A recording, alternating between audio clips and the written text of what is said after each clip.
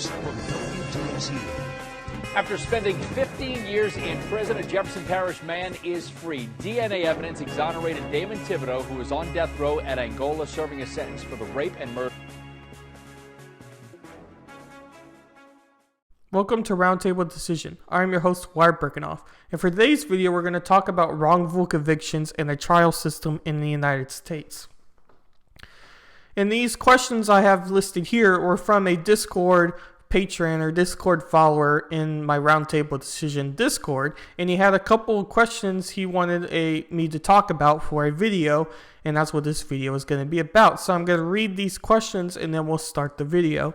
Whether by mistake or misconduct, witness, police, prosecutor, lab, etc., how to reduce or prevent. Has anyone been wrongfully executed or died in prison, then excommunicated? What would they do if they found out they had?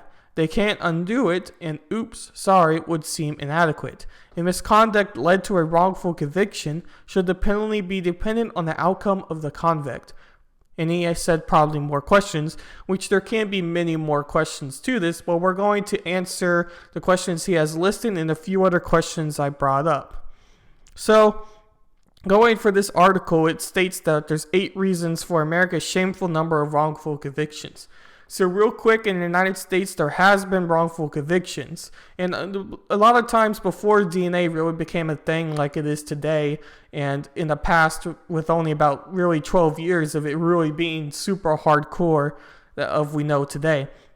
For example, in the 70s, DNA wasn't really a thing very much, and it allowed criminals like the East Area rapists to do their crimes without much physical evidence really being left because DNA wasn't as good as it was today.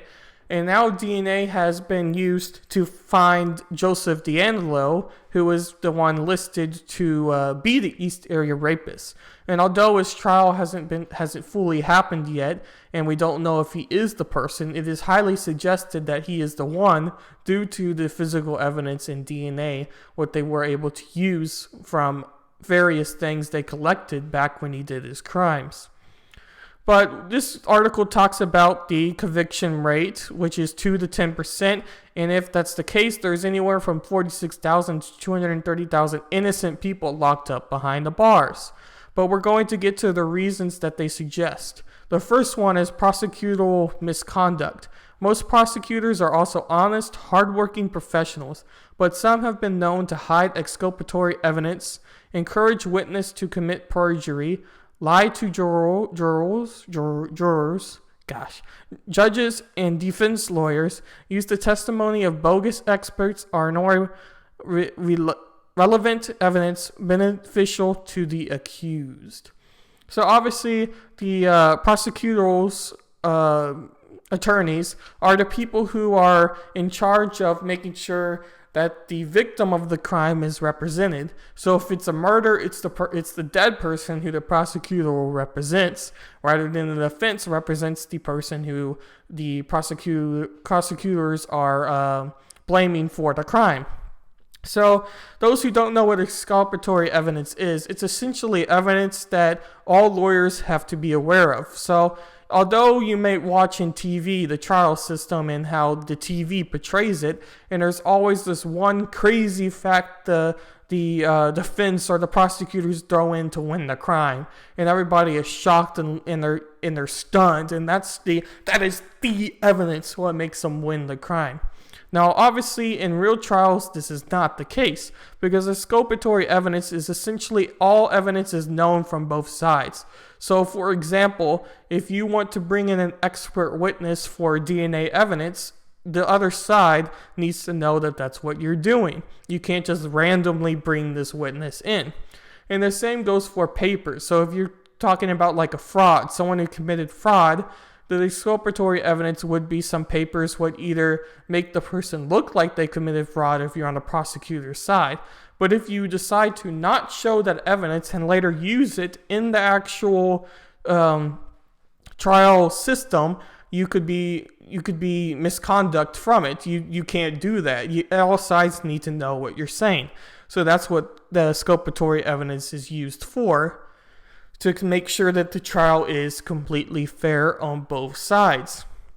And obviously it talks about the other issues within, which I don't think needs to be much explained, such as bogus experts and ignoring relevant evidence.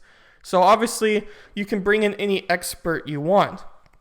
But what they're talking about with bogus experts is in the past there's been many crimes where someone was brought in for DNA evidence, and that person was later to be found as a fraud or made up his part of DNA evidence. Especially when DNA first became a thing, there were several theories on how it was used. And so some experts had a certain theory what was later not true. So that was a wrong expert and a bogus expert, because what he was saying, although it may have helped that one side, was wrong.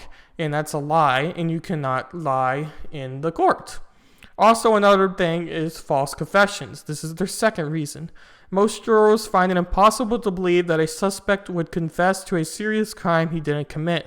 Yet the average citizen, if taken to a basement room and subjected to 10 consecutive hours of abusive interrogation tactics by expert cops, must be surprised that they would say. Of the 330 people who were exonerated by DNA evidence between 1989 to 2015, about 25% of them gave bogus confessions after lengthy interrogations. So that is a thing what has been blamed for a lot, and I've heard a lot more recently due to the unfair treatment of police officers. And this is obviously talking about the confession industry itself. Because if you ever watch these true crime shows, especially on TV, they mention several times, almost every show that I've listened to, that police can lie to someone. So for example, if you have a comrade they committed the crime with, so let's say you have Joe and Bob. Joe might be in one room and Bob will be in the other room. And they'll tell Joe that Bob is telling them everything about the crime. Everything. Every little grimy detail, Bob is letting them know. And Joe's going to feel trapped because he doesn't want to be the one what is solely blamed for this crime, saying that he did do the crime. But in reality, Bob may be saying nothing and doing his Fifth Amendment right. And therefore, although Bob has the right to do it, the police also have a right to lie to the other person to get them to confess. And this is a very dark thing. Many people have pointed out that the system is almost unfair to do. And these tactics of trying to get information out can be very daunting to the average person who's committed this crime, even if they haven't committed the crime, as they suggest with the false confessions, because over time you just wanted to get it over with. And although I never committed a crime, I can say from personal experience that in Philmont, which is a Boy Scout troop, I was with my fellow Boy Scouts, and there was an option of either climbing the Tooth of Time on the day after. Okay, so I was supposed to climb the Tooth of Time with my friends on, let's just say, the Friday, but it ended up getting rained out, so we stayed on base camp for the climb. But the day after, we had the option of either going to do high ropes for our last day or climb the mountain for our last day. And so we had to talk to each other and figure out what we wanted to do. And I was super tired and didn't want to climb Tooth of Time for the mountain. So I wanted to do the high ropes instead.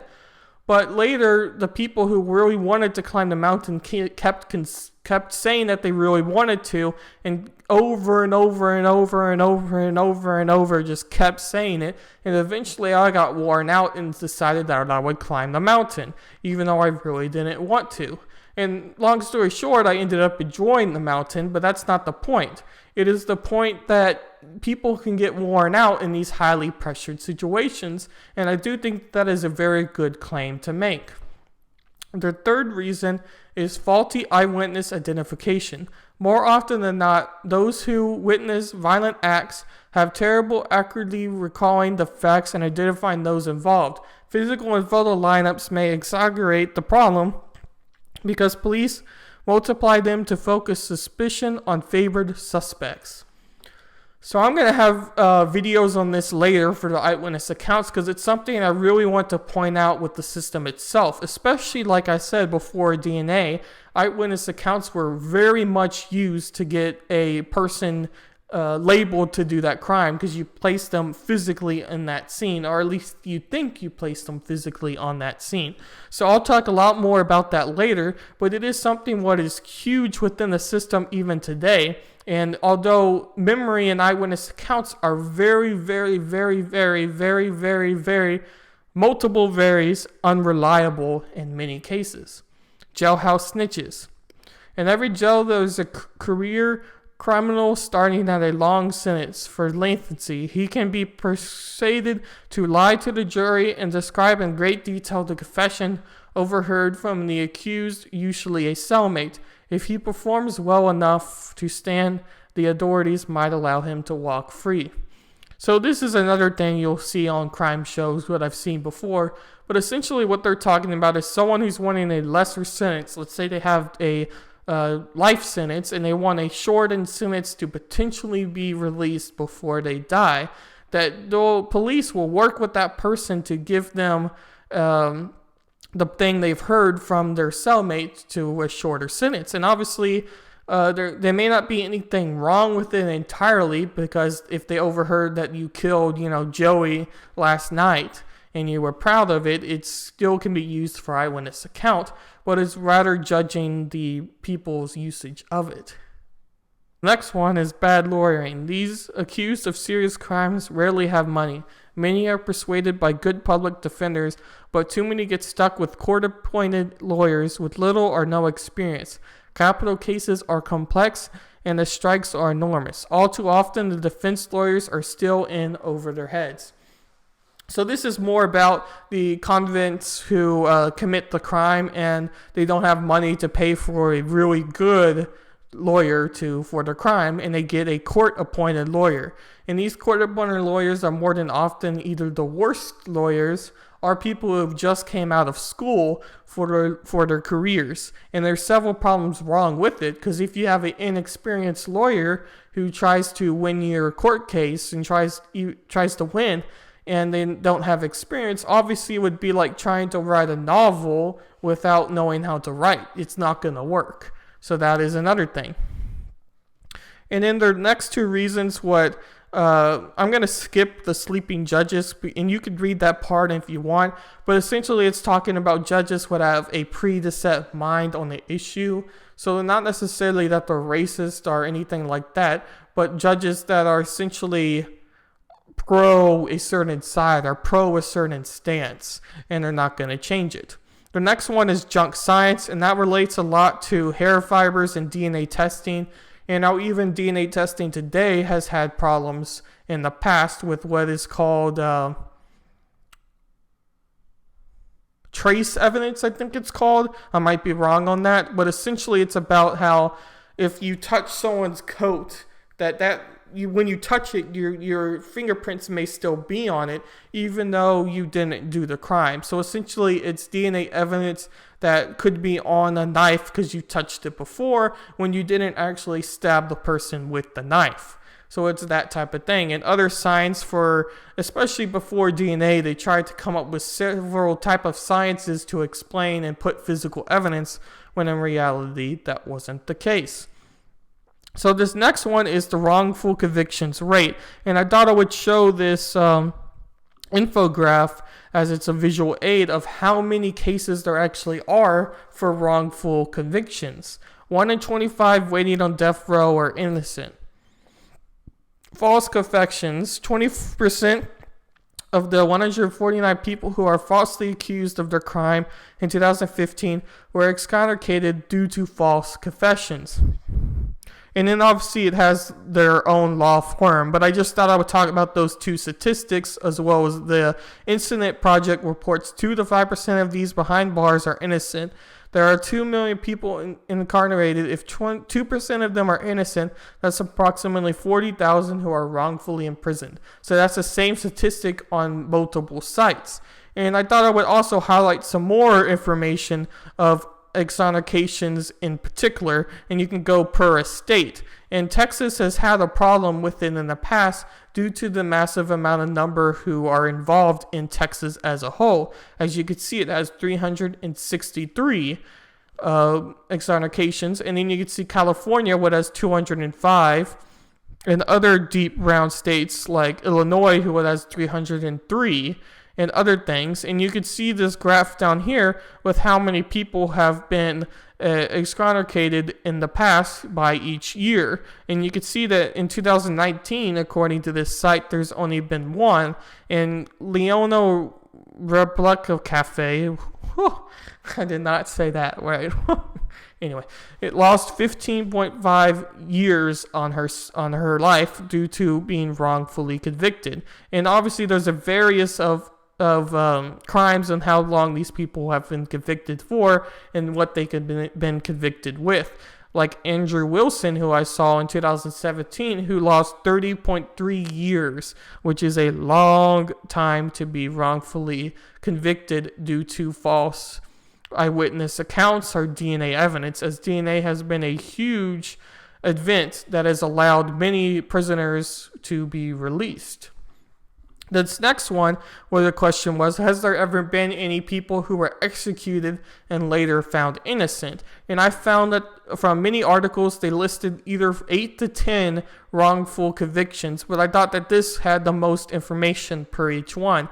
And we're not going to focus entirely on every single person, but I will highlight a little bit of each person and what happened. So Cameron Todd Willingham in 1992 was convicted of arson murder in Texas. He was believed to have intentionally set a fire that killed his 3 kids.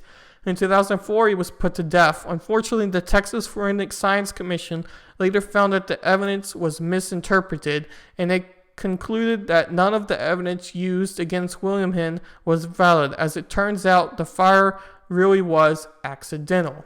Ruben Cantino was 17 at the time that his crime was alleged of committing took place.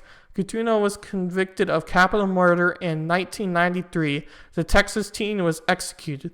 About 12 years after his death, investigations show that Cantino likely didn't commit the murder.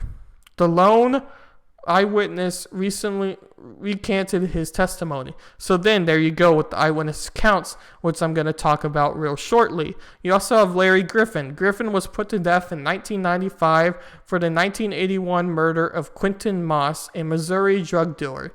Griffin already maintained his innocence, and now evidence seems to indicate he was telling the truth. The first police officer on the scene now says the eyewitness account was false, even though the officer supported the claims during the trial. Carlos De Luna. In 1989, De Luna was executed for stabbing a Texas convenience store clerk. Almost 20 years later, Chicago Tribune uncovered evidence that shows De Luna was likely innocent. The evidence showed that Carlos Hernandez, a man who had been convicted of murder many times, actually did the crime. And then you have David Wynn Spence, Jesse Tafio, and Thomas Griffin and Meeks Griffin, who are the other criminals to this crime.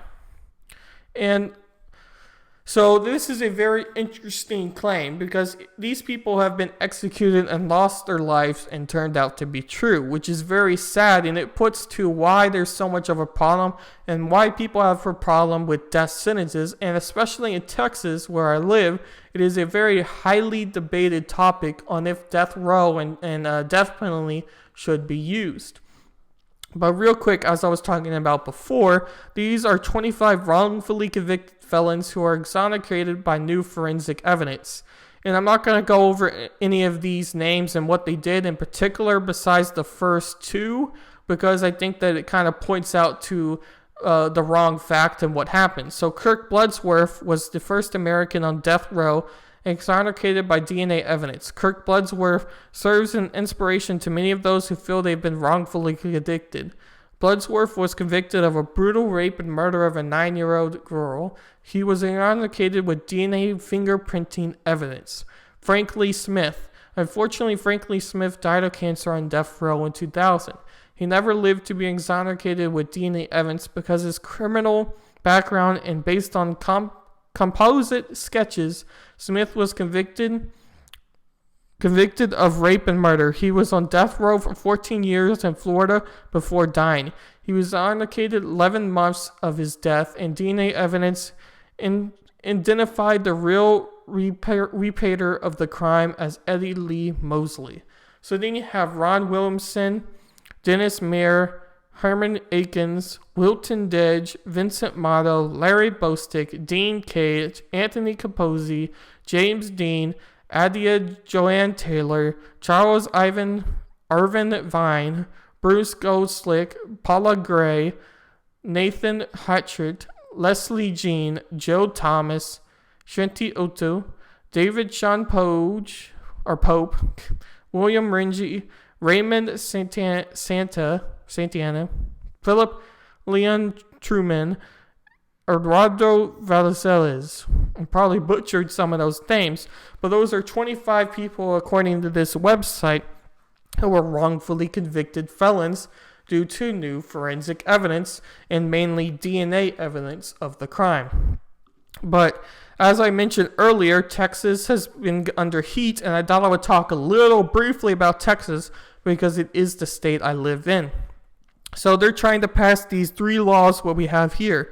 Regulate the use of prison informants to provide more accurately and transparency. Require police to record interrogations in some felony cases. Toughen rules for use of police lineups to secure eyewitness identification. By making it so suspects cannot noticeably stick out. Witnesses must be informed that the perpetrator may be absent from the lineup, and police must ask how certain the witness is in his or her selection. So these 3 are really big to the first article I showed you, the 8, in the wrongful convictions and the police lineups on how they work. And one of the big problems with eyewitness accounts is memory. And I don't know if any of you have seen National Geographic show Brain Games, but I thought I would show you something what really highlights what we are talking about. So I'm going to play this clip and talk about it a little bit, and then show you a after clip of the same episode. And 1 red card right there. Show me 20, you get 100 right here. Show me 20, you get 100. Go turn it over. Hold it. What happened? You gotta watch the card. I'm telling you, you gotta watch. It's so simple. Something shocking is about to happen in this New York City park. Pay close attention and take note of the details. Oh my goodness. No, you got it wrong. You will be tested. With all the money. You see, there it is. There it is. Which one is it? Go ahead, point to it. This one right here. Look. Which one did you say? This one, sir. You show where the one. You're the winner. You see, that's the one you gotta pay attention. All you gotta. I don't understand you. What are you saying? I don't understand what you're saying. Hey!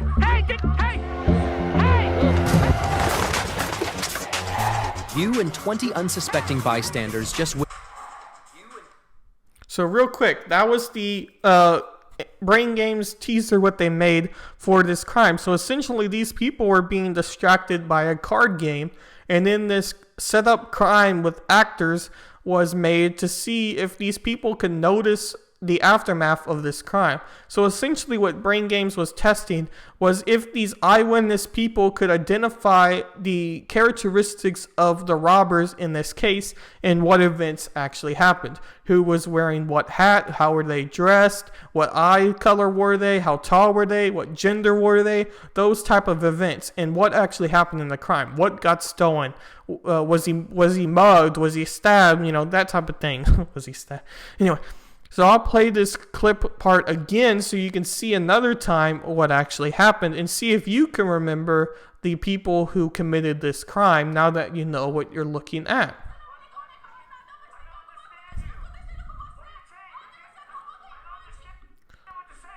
So obviously these people are distracted by this card game as you would be distracted by any eyewitness accounts, because you're not solely focused on that crime event itself because you were doing something else. It would be very weird if you were just looking for that crime and that was what your task was. That would be very odd, and I don't think that has ever happened. So they then asked these people questions about what they saw, and I was going to play the trial part or the crime part when they're in the jury seat to see if they could actually respond with questions they had, because I thought it was a more accurate representation of what actually happened. And obviously this whole video was 16 minutes and 50 seconds, so I'm not playing the whole thing, but I do encourage you to watch the whole video because I think it's rather interesting with the components they talk about.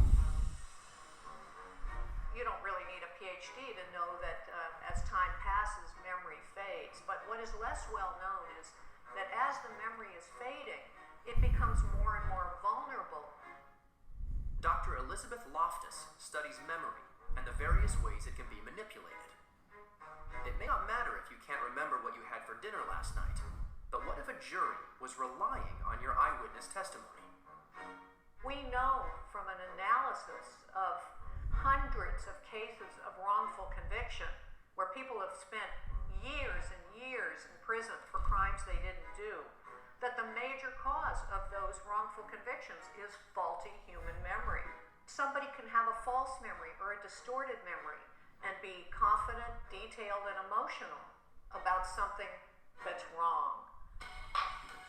So they're about to bring in these people and ask them what they saw back in the original crime.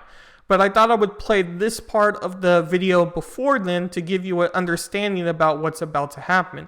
And so memory is a very big thing with eyewitness accounts. So before I blabber too much about what we're about to watch, it's very important that you try to remember what happened in the crime and see if you're any better than the people here. Because eyewitness accounts are very much used in this trial and court system.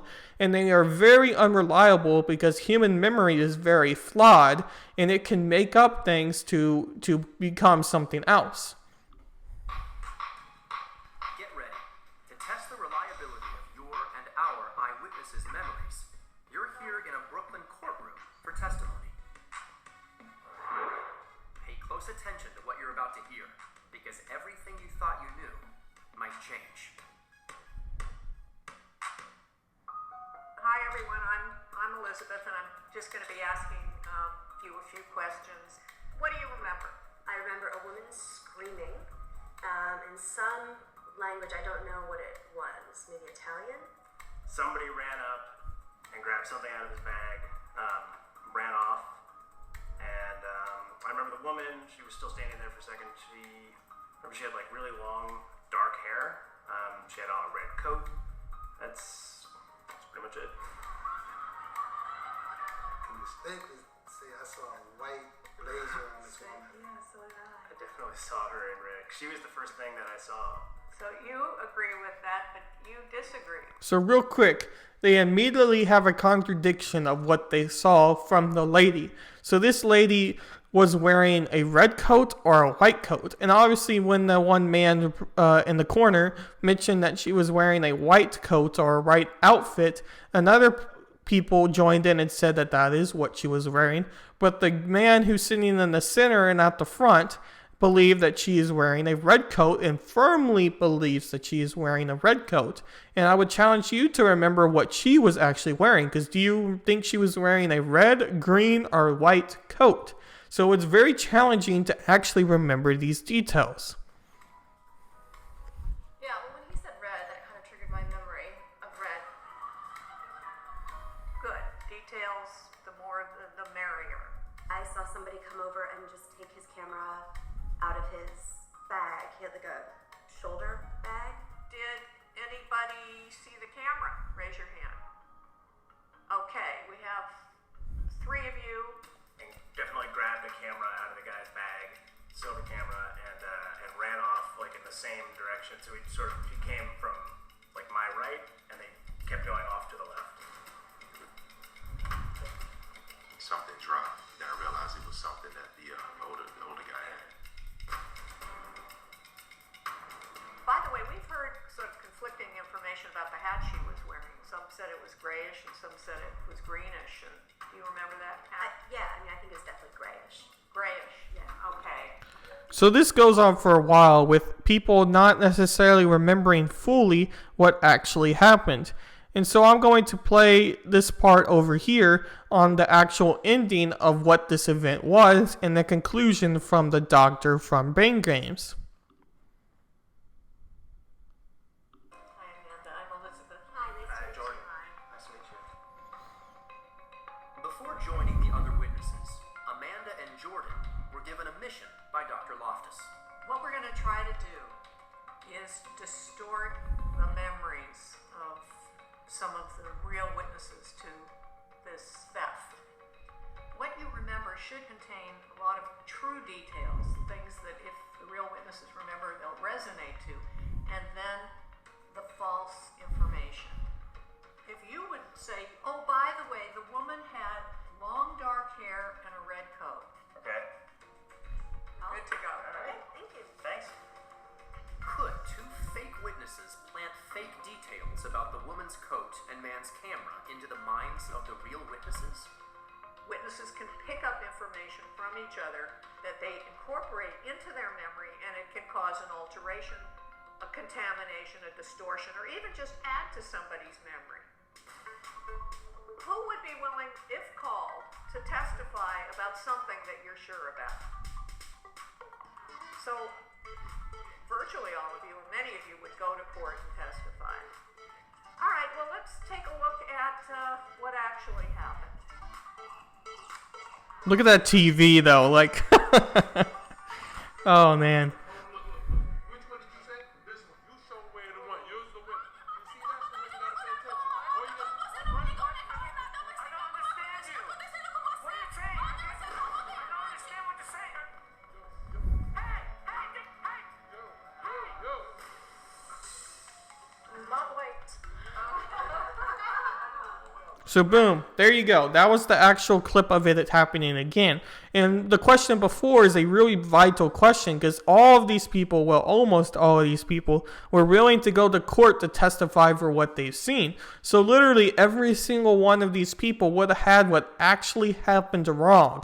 Although these details might be minor, like what the person was wearing, it doesn't necessarily not tell you what happened in the crime, because the real part of what actually got stolen was many of these people believed the camera got stolen.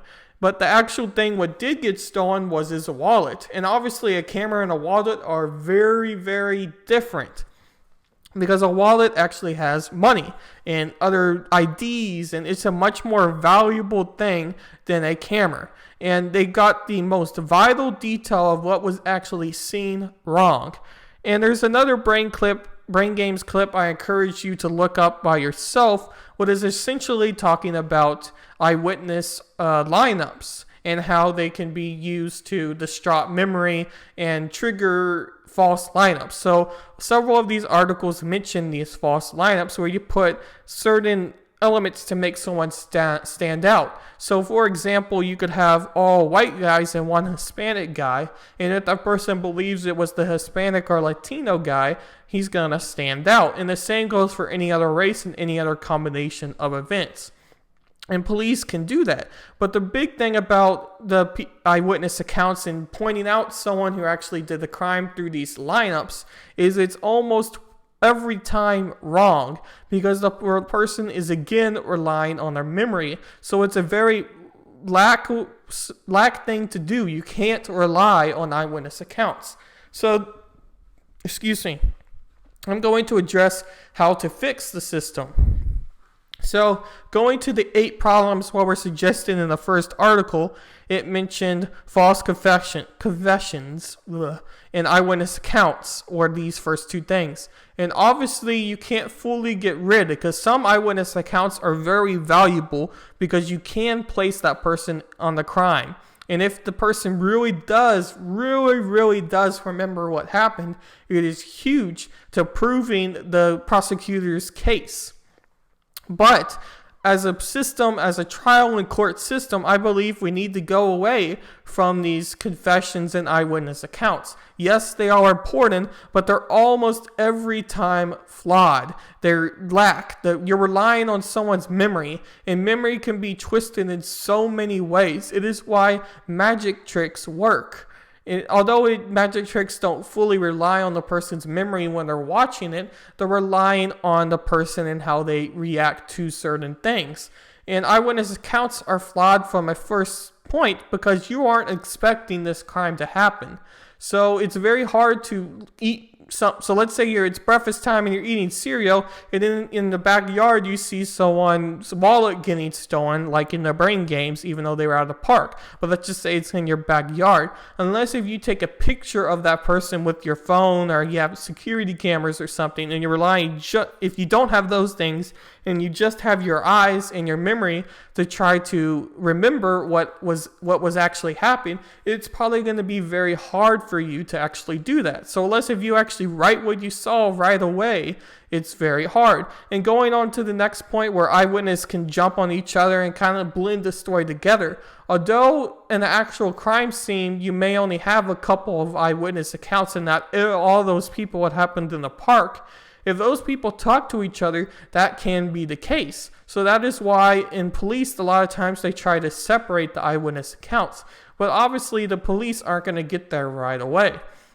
So I think the biggest thing what can be changed to help these wrongful convictions from not happening is the prosecutorial misconduct. And obviously there all are laws in place, but I think it needs to be structured much better than we have it now.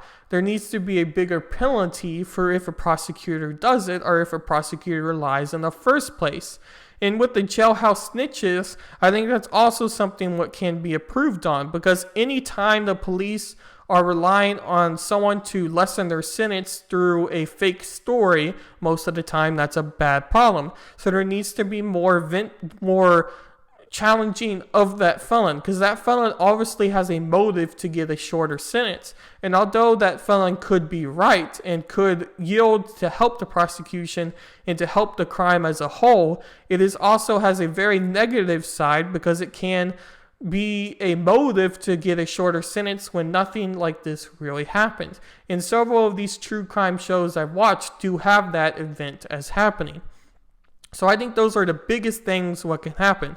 And also, now that we rely much more on DNA evidence, I don't think wrongful convictions are going to happen as much. But before DNA was a thing, they relied very heavy on eyewitness accounts. And that is why all these people are getting released, especially in recent years, now that DNA is a thing, and they're going back over these cases to make sure that these people are not victims of their crime and actually did the crime, essentially.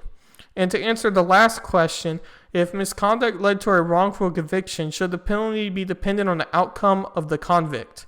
I don't think it should. And I don't really have a perfect answer for that question, but I do think that we need to focus much more on actual evidence more than eyewitness accounts and lineups to point out someone as being part of the crime, because I think those are flawed because they're relying on human memory, as I've said many a times. So I hope this video kind of helped you understand the wrongful convictions, what have happened and why they happen, and the human memory and how flawed the human memory is.